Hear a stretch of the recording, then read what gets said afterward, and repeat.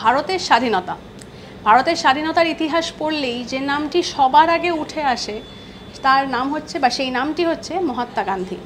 মহাত্মা গান্ধীর ব্যাপারে বিভিন্ন সময় আমরা চর্চা করি বা পড়াশোনা করি, কিন্তু এই নামটির সঙ্গে যে উপাধিটি আমাদের মাথায় খেলে যায় সেটি হচ্ছে ফাদার অফ দি নেশন বা রাষ্ট্রপিতা।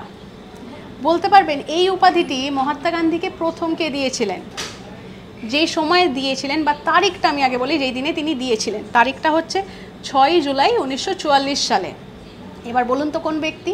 তিনি কিন্তু আরেকজন স্বাধীনতা সংগ্রামী, তিনি হচ্ছেন নেতাজি সুভাষচন্দ্র বসু। তিনি মহাত্মা গান্ধীকে এই রাষ্ট্রপিতা বা ফাদার অফ দি নেশন এই উপাধিটি দিয়েছিলেন, আর তারপরে তার সঙ্গে এই নামটি একদম ওতপ্রোতভাবে জড়িত। আর শুধু তাই না, এই যে ডেটটা আমি বললাম, এই জুলাই মাসের 6 তারিখে 1944 সালে সেই সময় দাঁড়িয়ে তিনি কিন্তু এই উপাধিটি দিয়েছিলেন। আর এখন মানে বাচ্চাদের যদি আমি বই দেখি, ইতিহাসের বই, সেখানেও কিন্তু আমরা দেখি যে বাপু বা father of the nation Mahatma গান্ধীর নামটাই কিন্তু তাদেরও শেখানো হয়, পড়ানো হয়। এরকম নানা ফ্যাক্টস রয়েছে আপনাদের জন্য। লাইক, শেয়ার, সাবস্ক্রাইব করুন এবং সঙ্গে রাখুন আজ তাক বাংলাকে।